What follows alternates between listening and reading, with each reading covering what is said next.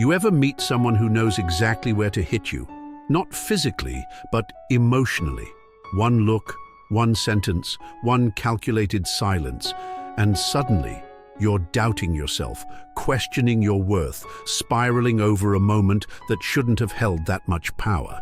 They don't even have to yell. They just know how to twist the blade quietly. And here's the worst part. They act like nothing happened, like you're the sensitive one, like you're overreacting, like it's all in your head. But it's not. You feel it in your chest, in your gut, in your thoughts at 2 a.m. And you start asking yourself questions that no one else hears. Why do I keep getting pulled into this? Is it me? Why can't I just move on? Now stop, because right here, this moment, is where something shifts. Marcus Aurelius once said, "You have power over your mind, not outside events. Realize this and you will find strength." But no one teaches you how to find that strength. Until now. Because today we're not talking about toxic people. We're talking about something far more important. You. The untrained response versus the Stoic response. Most people, when faced with disrespect or someone pushing their buttons, usually fall into one of two reactions. They either explode, they raise their voice, fire back with anger, or storm out the room, or they completely shut down. They withdraw, stay quiet out of fear, avoid the situation altogether, and carry all the frustration inside. Neither of these responses are real power. They might feel natural in the moment, but what they really are is programming, emotional habits, reflexes, reactions you learned without even realizing it, from watching others, from growing up around chaos, or from being in situations where staying calm was never modeled for you. But there's a third option, one that most people never consider because it takes training, not talent. And that option is Stoic mastery. Stoicism teaches something that sounds simple, but is actually life-changing. You don't have to control people, you just have to control how you respond to them. Epictetus said it like this: "It's not what happens to you, but how you react to it that matters." Think about that. You're not powerless because someone's being toxic. You're powerless only when you let them drag you into their storm. If you keep handing out the remote control to your emotions, you can't complain when people keep pressing the buttons. And they will. Because toxic people don't actually need full access to your life to mess with your peace. They just need you to stay reactive. Let's bring this into the real world with a simple example. Imagine you have a co-worker. Let's call her Lisa. And Lisa has made it her personal hobby to throw little jabs at you during team meetings. She doesn't come right out and insult you, no. She's sneakier than that. She says things like, "Well, some of us double-check our numbers before sending out reports." Everyone chuckles a bit, but you know exactly who that comment was aimed at. You feel your heart rate speed up. Your face gets hot. You want to clap back and put her in her place. You imagine the perfect line that would shut her up and win the room, or maybe you just want to leave, skip every meeting, avoid her altogether, pretend it doesn't bother you, but deep down, it does bother you. That's the trap. That's where most people live, oscillating between anger and avoidance, between blowing up and shutting down. But neither one gives you peace. Neither one puts you back in control. Now picture the Stoic response, the version of you who's trained, not just emotionally mature, but mentally disciplined. The moment Lisa throws her jab, you don't flinch. You stay centered. You don't look away, but you don't look angry either. You look calm, composed. You let the silence speak louder than anything she just said. You answer your next point with clarity. You keep your voice even. You move forward like you didn't just get hit, because you've trained your mind not to take every hit personally. And the wild thing is, she notices. Not because you made a scene, but because you didn't. Your stillness shows her that her chaos has no effect here. That's not weakness. That's control. That's power. Stoicism doesn't tell you to stay silent because you're scared. It teaches you how to be silent because you've already won. When your reaction becomes intentional, when you respond instead of reacting, you're no longer being controlled, you're leading. Toxic people don't just want to be heard, They want to see if they can pull emotion out of you. They test your peace like it's a door with a weak lock. But when they find out that door is made of steel, they either walk away or melt down. The average person thinks control means having the last word. The Stoic knows control means not needing the last word. Because the strongest presence in any room doesn't need to raise their voice. It's the one who can stay still, steady, and untouchable, no matter what's said. So the next time someone throws a jab or tries to stir you up with drama, ask yourself this: do I want to prove something, or do I want to protect my peace? Because proving something usually costs you energy, but protecting your peace, that's how you win. Quietly, completely, and on your terms. If this resonates with you, make sure to like, share, and subscribe to Level Stoic channel. Stick around, we're just getting started. Toxic people aren't strong, they're strategic. Let's get one thing straight. Toxic people are not powerful. They're not smarter than you, they're not stronger than you, and they're definitely not wiser. What they are is practiced. They've been running the same patterns for years. They know exactly which words push buttons, what tone triggers guilt, and which moment to stay silent just long enough to make you second-guess everything. You're not weak. You're just walking into a performance they've rehearsed 100 times. And here's the real twist. They're not doing this because they just don't know better. They know exactly what they're doing. They've built their entire identity around getting emotional control over others, and the moment they feel it slipping, they dig deeper into their bag of tricks. Take this common one, the manipulative text. You finally put some space between you and them. You stop texting back so quickly. Maybe you go quiet for a few days, trying to protect your peace. And just when you start to feel good again, ding. You get a message that says something like, "Wow, we used to talk all the time. Guess you've changed." It seems harmless at first, but inside, you spiral. You start doubting yourself. You wonder, am I being cold? Did I really change too much?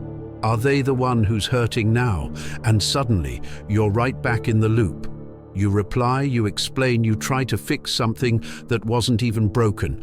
Why does this keep happening? Because deep down, most people just want to be understood. That's the hook, that's the bait. And toxic people know that. They use your natural desire to be seen, to be accepted, to be forgiven against you. They don't need to be right. They just need you to care enough to keep explaining. But here's what Stoicism teaches. You don't need to be understood to be at peace. That might sound harsh at first. We all want that closure moment. We all want someone to say, "I get it now. You weren't the bad guy." But guess what? That moment rarely comes. And even if it does, it doesn't undo the damage. It doesn't give your time back. It doesn't restore your energy. That's why Stoics don't beg to be seen. They focus on what they can control, their mindset, their boundaries, and their response, or lack of it. Here's a way to think about it. You're not having a real conversation. You're reading from a script they wrote. And no matter what you say, the ending is always the same. You defend yourself. They say you're too sensitive. You go silent. They say you're cold and uncaring. You call them out. They play the victim. It's not communication. It's emotional theater. So what do? You burn the script. You stop playing the role they assigned to you. You step off the stage. You say, "This scene no longer serves me." And you walk away, not because you're losing, but because you're done auditioning for someone who never planned to hear you anyway. Think of it like this. Toxic people don't thrive on your kindness. They thrive on your reactivity. They don't need you to be emotional. They just need you to stay engaged. Even arguing gives them fuel. Even trying to prove you're the bigger person keeps the performance alive. That's why the strongest move you can make is to not make one at all. Let their message hang unanswered. Let their story stay unfinished. Let their drama echo in an empty room. You're not being cruel, you're reclaiming your peace. Because real strength isn't about having the last word, it's about not needing one. Real clarity isn't about making sure they understand your side.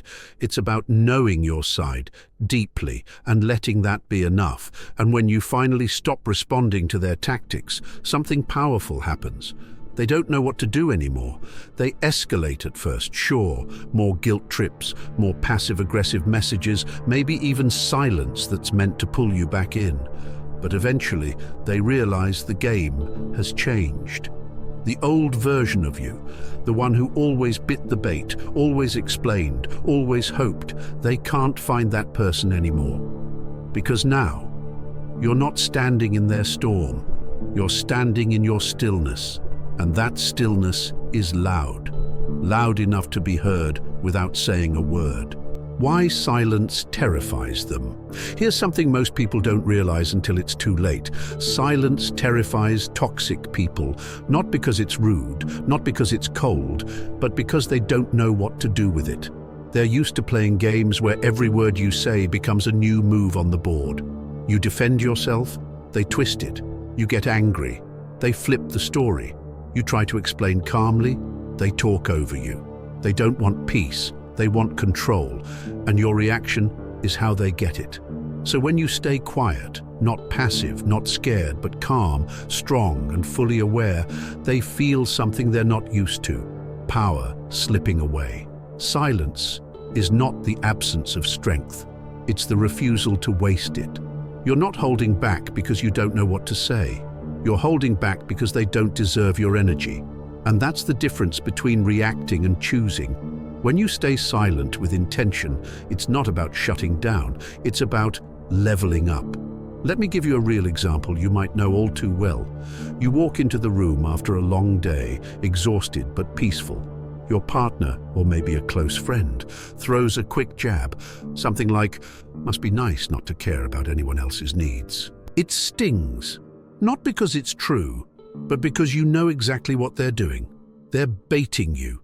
They want you to defend yourself. They want a fight. They want noise. And the old version of you would have jumped in. You'd get loud. You'd explain. You'd bring up everything you've done. You'd walk away from the argument even more tired and still not heard. But the new version of you don't take the bait. You don't engage in a scene that doesn't deserve your energy. You pause, you breathe. You maybe say, "Let's talk," when it's not about jabs.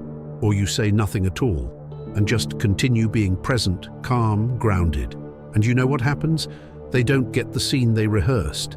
They feel the silence. And in that silence, they're forced to face something uncomfortable. They no longer have control over how you feel. That's why silence shakes them. Because it's not silence from fear, it's silence from clarity. It's not, "I'm avoiding this." It's, "I've outgrown this." There's a huge difference between walking away because you're scared and walking away because the conversation is happening on a level you don't live on anymore. That's why Stoicism teaches restraint, not as weakness, but as wisdom. Seneca said, "He who does not know how to be silent does not know how to speak." If you've never learned to pause, to sit with your emotion without unleashing it, then your words are just noise, not truth. But when you've mastered your silence when you speak, people feel it, because it's not just noise anymore, it's intention. And that scares people who live in chaos, because chaos feeds on quick reactions. It feeds on drama. It feeds on someone who has to respond. But when you no longer respond the way you used to, when you stand there and say nothing, not cold, not bitter, just calm, they feel it and they panic, because now they're forced to hear the only voice they've been avoiding this whole time, their own.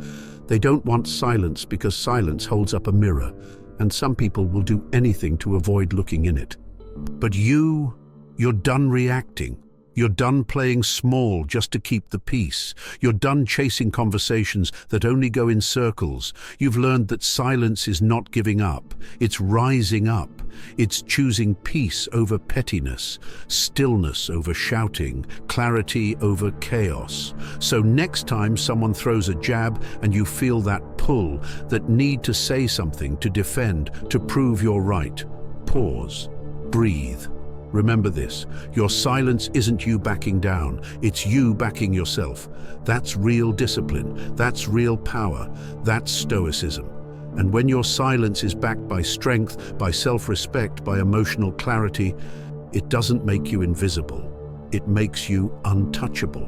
Emotional discipline is built in the moment. Most people think emotional strength is something you're either born with or you pick up slowly through books, quotes, or quiet reflections. But real strength, the kind that can't be shaken by a sarcastic remark or a manipulative message, is forged right in the middle of the fire, not away from it. You don't develop calm by sitting in silence on a mountaintop, far from noise. You develop it the moment someone throws shade at you, hits your weak spot, or disrespects your boundary, and you resist the urge to react like you used to, not because you're numb, but because you've trained for this moment like a mental warrior. And that training, it doesn't show up when everything's fine, when no one's pushing your buttons or questioning your worth. It shows up when you're tired, frustrated, triggered, and someone tries to drag you back into the same argument you thought you left behind. And instead of responding with the same emotional reflex, you hold the line, you breathe, and you let the storm pass without pulling you in. The truth is, your discipline isn't tested when life is peaceful. It's tested when the people who know exactly how to get under your skin walk into the room and try to use the same tactics that used to work on you. And this time, instead of engaging, explaining, or defending, you just stay grounded and still, not out of fear or avoidance, but out of pure intention. That's what Stoicism trains, not a cold detachment, but a focused, deliberate stillness that says, you no longer get access to the version of me who needed your approval to feel whole. It's like this. Imagine your emotional energy is a currency, and every reaction you give to someone who hasn't earned your respect is like handing out free cash to someone who's only here to rob you anyway. And once you understand that, you stop spending it carelessly and start protecting it like it's the most valuable thing you own, because it is. And yes, at first it'll feel uncomfortable, even unnatural, because your old habits will want to jump in, to explain your side, to get the last word, to prove you're not the villain. But when you stop responding and start observing, when you turn the volume down on your reflex and turn the light up on your awareness, you begin to see the game clearly for the first time, and that's when you start winning in silence. Think of your calm like a vault, solid, sealed, unshaken, and toxic people can knock, scream, threaten, cry, twist the story, or play the victim, but they can't get in unless you open the door from the inside, and your job is to never give them that access again. This isn't about ignoring pain or pretending things don't hurt. This is about choosing a higher response, one that's guided by clarity, not chaos. And that decision to stay still when everything in you wants to react is the foundation of true emotional power. Every time you hold back a reaction, every time you choose not to type that paragraph, not to send that text, not to explain yourself for the 100th time to someone who's already made up their mind, that's a rep in your emotional gym. And over time, those reps build a kind of strength that can't be faked or stolen. And when you finally train yourself to sit with the discomfort of not reacting, when you stop treating every moment like a battle and start treating it like practice, you'll realize that the people who used to control your mood don't even have the reach anymore, because you've moved beyond the emotional level where their tactics work. That's when they feel it, the shift, not because you announced it, not because you made a scene, but because you stopped giving them the reaction that used to validate their chaos. And in that stillness, in that refusal to play along, they start to lose the control they thought they'd always have. So the next time someone pushes your button, remember, that's not a setback, It's a chance to train, to build, to reinforce the strength you're creating from the inside out. And that's how you win, not by being louder, not by proving your point, but by being so rooted in who you are that no one else's noise can move you off center. That's not suppression, that's strategy, that's Stoicism. That's the mindset of someone who isn't here to argue anymore because they've already won the war within. Detachment isn't cold, it's clarity. Let's clear something up once and for all. Choosing to detach from someone who's been draining your peace doesn't mean you've stopped caring altogether, and it definitely doesn't mean you've turned cold, bitter, heartless, or numb.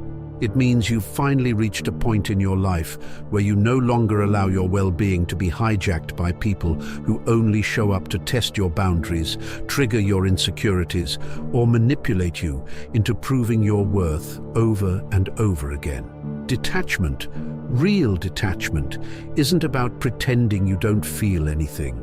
It's about finally realizing that not every emotion deserves an audience, not every confrontation deserves a response, and not every relationship, no matter how deep the history runs, deserves unrestricted access to your mental peace.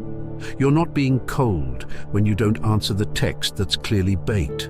You're not cruel when you choose not to explain yourself for the 50th time to someone who's never been interested in hearing you the first. And you're definitely not rude when you finally decide that one more emotionally exhausting conversation with the same predictable ending just isn't worth your energy anymore. That isn't disrespect. That's emotional economy. You've become too expensive to be drained by people who pay you back in guilt trips, backhanded comments, and emotional debts that never get settled. Marcus Aurelius once wrote, "Choose not to be harmed, and you won't be." And on the surface, it might sound like a poetic dodge, like he's saying, just ignore it. But what he's really getting at is this: your mind is your domain, and unless you willingly open the gates, no one, and I mean no one, has the power to occupy it. Because let's be honest, it's easy to block someone's number, to delete their messages, to throw out the photos, to leave the job, move cities, or cut off contact entirely. But if you're still having arguments with them in your head, if you're still waiting for them to get it, if you're still hoping they'll wake up one day and finally treat you with the respect you deserved from the beginning, then you haven't detached. You've just created distance, not freedom. That's not peace. That's emotional captivity dressed in silence. It's like closing the front door while leaving every window wide open. Detachment begins when you stop needing closure. When you stop fantasizing about that one perfect comeback, when you stop handing out emotional explanations like flyers to people who were never interested in reading them in the first place. It's not about winning an argument. It's about stepping off the battlefield entirely and realizing that your energy is a limited resource, and that giving it to the wrong people is not generosity, it's self-sabotage. And yes, there's a strange moment right after this shift, a stillness that doesn't feel empowering right away. It feels hollow, not angry, not peaceful, just quiet, like something's missing. That's not emptiness, that's detox. That's your nervous system finally breathing without being on edge 24/7. That's the emotional chaos you used to carry like armor, dissolving. You're not suppressing your emotions, you're choosing which ones get to live in your home. You're not avoiding difficult conversations. You're simply done performing them in front of an audience that keeps rewriting the script to make you the villain. That's what Stoic detachment really is. It's not icy, it's not cold, it's not passive, it's warm but reserved. It's kind but not available for manipulation. It's the powerful decision to keep your peace sacred, especially from those who only show up to test how far you're willing to stretch yourself for their comfort. You're not cutting them off because you're angry. You're cutting off the emotional leash that kept you dancing for scraps of approval. You're not bitter. You're just no longer willing to spend your worth like pocket change for people who never valued the currency. Because the moment you no longer need their validation to feel whole, The moment you stop rewriting history in your head to make sense of someone's lack of care, the moment you decide that your peace doesn't have to be earned through conflict, that's when you become dangerous, not loud, not reckless, but deeply grounded, because detachment, when rooted in clarity, not avoidance, becomes the quietest, most powerful form of self-respect. That's not emotional withdrawal, that's sovereignty, that's Stoicism in action, and that's how you start becoming untouchable. The fire dies without your fuel. Let's make something very clear. Toxic people don't actually fear confrontation. In fact, they love it. They know how to poke, prod, and stir things up in just the right way to keep the argument going, to keep your emotions running hot, and to keep themselves right at the center of your attention, because attention, even if it's angry, even if it's defensive, is still attention. And for people like that, it's fuel. But what really scares them, what truly shakes them to their core, isn't you yelling back or standing your ground or trying to win some imaginary debate. What actually terrifies them is your silence. What makes them panic isn't the argument. It's when there's no argument at all, because the moment you stop reacting, they stop being relevant. See, they're not looking for solutions, and they're not interested in peace. They're performers.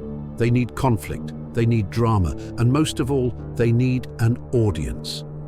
The moment you stop clapping, the moment you walk away from the stage and sit in the back row, or better yet, leave the theatre altogether, the show falls apart. Because the only reason they ever had power in the first place was because you were still watching. And that's the part most people never realize. These people don't escalate because they're strong or brave or in control. They escalate because your silence is starting to work. They're losing their grip. The script they've been rehearsing in their heads, where they provoke you, you react, they twist it, and somehow you end up apologizing. That whole script falls apart when you simply don't play the role anymore. Think of it like this. They're the actor, and you've been the audience. Sitting there, show after show, watching them perform guilt trips, passive aggression, victimhood, manipulation. Maybe you even stood up once in a while, threw popcorn at the stage, shouted back, tried to change the storyline, but nothing ever really changed, did it? Because it was never meant to. It was a performance, and as long as you stayed in your seat, they kept putting on the act. But the moment you stop reacting, truly stop, not just stay quiet while secretly boiling inside, but actually detach, breathe, and walk away, mentally, emotionally, spiritually, that's the moment the lights dim, the curtain falls, and the actor is left on stage, talking to no one. They escalate because they know it's slipping. That's why the comments get crueler. That's why they reach into your past. That's why they twist the story harder, because they're not in control anymore, and they know it. They don't fear your anger, they fear your indifference. And your job is to give them exactly that, not coldness, not cruelty, not a loud exit, but a calm, clear boundary that says, I'm no longer available for this performance. Because when the audience leaves, the show ends. No fuel, no fire. Your reaction is their oxygen. Your guilt is their script. Your attention is the stage. Take it away, and they've got nothing left to perform on. They may accuse you of being distant. They may say you've changed. They may guilt trip you with words like, I guess you just don't care anymore. But don't fall for it. That's not love speaking. That's control realizing it doesn't work on you anymore. Because people who actually care about you, they don't need to manipulate you. They don't need to raise their voice or twist your words. They don't need you to constantly defend yourself just to be respected. Real connection doesn't come from chaos. It comes from calm, mutual effort and a shared desire for peace, not performance. So, if you've been wondering why things are getting louder, why the jabs are getting sharper, or why the drama seems to be increasing, take a breath and recognize what's actually happening. Your silence is starting to work. Your boundaries are holding. Your peace is becoming louder than their chaos, and they hate it. because it means the role they used to play in your life is fading, and that's the truth about emotional power. It doesn't show up when you scream louder than them. It shows up when you no longer feel the need to scream at all. So stop feeding the fire, walk out of the theater, let the curtain fall. And remember, the moment you stop giving them your energy, your emotions, your reactions, that's the moment you take back your control. Not by confrontation, not by revenge, but by removal. You exit the performance, you exit the storm, and they're left standing there, with no one left to play to. Build a fortress, not a wall. There's a subtle but life-changing difference between cutting someone off and actually cutting off their influence. And this is where most people stay trapped. Because even after they've blocked the number, deleted the photos, packed up the memories, and physically moved on, they still find themselves stuck in a cycle of internal conversations, imaginary debates, and quiet rehearsals of things they'll never say, but somehow can't stop thinking about. Because the truth is, walking away physically is easy. Anyone can disappear, ghost, block, or go no contact. But walking away mentally, emotionally, and spiritually requires a level of self-respect and inner strength that no one else can give you and no one else can do for you. And that's the part most people don't understand. They think peace comes from distance, but the Stoics knew better. Peace doesn't come from avoiding someone. It comes from mastering your internal response to them. And until you reclaim that inner space they still occupy in your mind, you'll keep replaying their words, their actions, and the way they made you feel, as if you're still seeking something. Maybe validation, maybe closure, maybe just an answer to the question that haunts every wounded heart. Why wasn't I enough? But let's be brutally honest for a second. You don't need their explanation, you don't need their apology, and you definitely don't need to keep bleeding emotionally just to prove that what they did hurt. What you need, and what the Stoics preached, is detachment.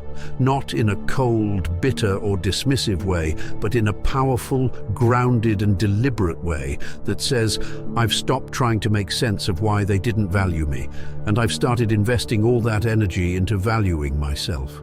You don't need a wall that shuts everyone out, that only turns your heart into a prison. What you need is a fortress, not built out of anger or fear, but built out of clarity, discipline, and emotional self-respect, a fortress where your peace is protected, your standards are enforced, and your worth is no longer up for negotiation. Because that's what true detachment is, not apathy, not silence used as punishment, not emotional withdrawal used to manipulate, but a clear, intentional internal shift that says, I no longer allow people who confuse chaos with love to dictate how I feel. And when you finally get to that point, when you stop responding, not because you're passive, but because you've outgrown the level of dysfunction where those arguments exist, everything begins to change. You no longer wake up wondering what they think of you. You no longer scroll through old texts trying to decode what they meant. You no longer spend your peace like loose change just to feel seen by someone who only valued you when they could control your emotions. And if that sounds like strength, it's because it is. Let me give you something real. Someone who used to drain you emotionally. A person who knew how to push every button, every trigger, every insecurity, might still try to reach out, might still throw one last jab, one last guilt trip, one last passive-aggressive message meant to test your boundary. But this time, you don't spiral, you don't defend yourself, you don't even flinch. You recognize it for what it is, a test, a trap, a performance.